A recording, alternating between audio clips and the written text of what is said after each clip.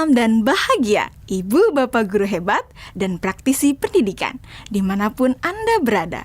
Kali ini, Ibu Bapak akan melihat contoh situasi pembelajaran di sebuah kelas tingkat sekolah dasar yang menerapkan pembelajaran berdiferensiasi. Mari kita saksikan bersama-sama.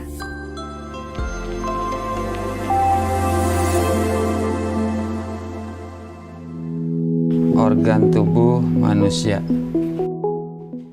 Minggu ini, Pak Kasim ingin mengajar sebuah materi tentang cara kerja salah satu sistem organ tubuh manusia, yaitu sistem pencernaan. Adapun tujuan pembelajarannya adalah melalui diskusi kelompok dan penugasan mandiri. 1. Murid dapat menjelaskan fungsi organ pencernaan pada manusia.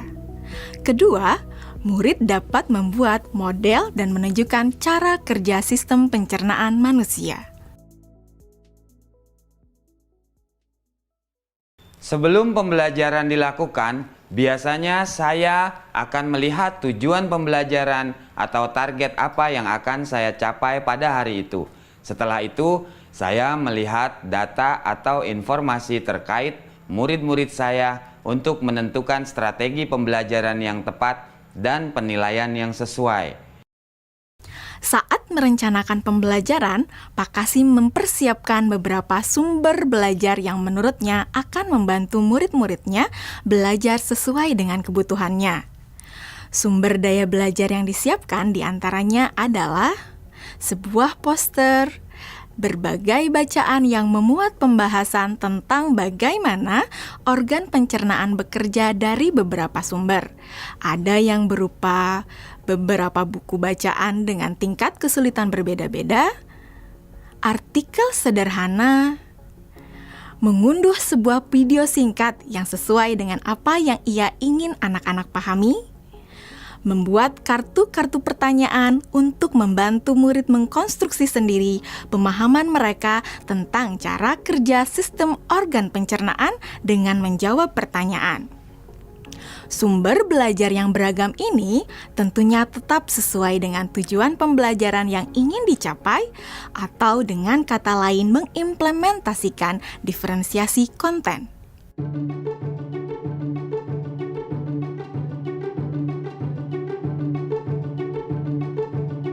Setelah semua sumber materi yang beragam disiapkan, saya mempersiapkan daftar kegiatan lengkap dengan instruksinya. Misalnya, membaca buku atau artikel dan lain sebagainya, mengamati poster, mendiskusikannya, dan kemudian membuat ringkasan untuk menunjukkan pemahaman tentang isi poster tersebut. Menjawab kartu-kartu pertanyaan. Aktivitas-aktivitas tersebut walaupun berbeda-beda, namun semuanya bertujuan agar murid memahami cara kerja sistem pencernaan. Assalamualaikum. Bagaimana kabar kalian? Waalaikumsalam. Baik, Pak. Hari ini kita akan mempelajari tentang sistem pencernaan manusia. Saya, Pak. Di awal pembelajaran, Pak Kasim memberikan penjelasan kepada semua murid yang ada di kelasnya tentang tujuan pembelajaran dan konsep kunci yang ia ingin anak-anak kuasai. Lewat proses tanya-jawab dan contoh-contoh, Pak Kasim memastikan bahwa murid-muridnya memahami apa yang dimaksud dengan sistem. Pak Kasim meminta murid-murid bekerja dalam kelompok. Untuk penugasan kali ini, Pak Kasim telah mengelompokkan murid berdasarkan tingkat kemampuan murid membaca. Hal ini karena tugas pertama yang harus dilakukan oleh setiap kelompok adalah membaca materi bacaan terlebih dulu. Teks yang dibaca tiap kelompok sesuai dengan kemampuan membaca mereka. Selama proses murid melakukan kegiatan, saya mengobservasi dan memantau pemahaman murid-murid.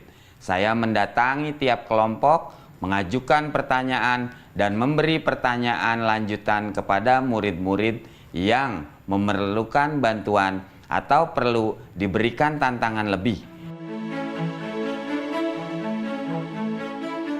Saya juga membuat catatan-catatan penilaian selama proses ini.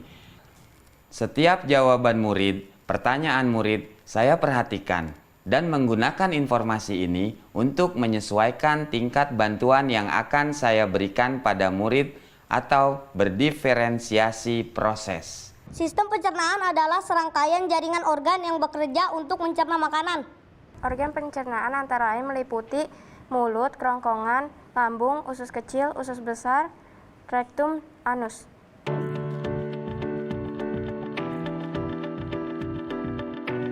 Sekarang silakan membuat model yang menunjukkan sistem kerja pencernaan manusia secara mandiri. Selama proses murid-murid membuat model sistem pencernaan, Pak Kasim berkeliling melihat pekerjaan murid untuk mengetahui sejauh mana pemahaman murid.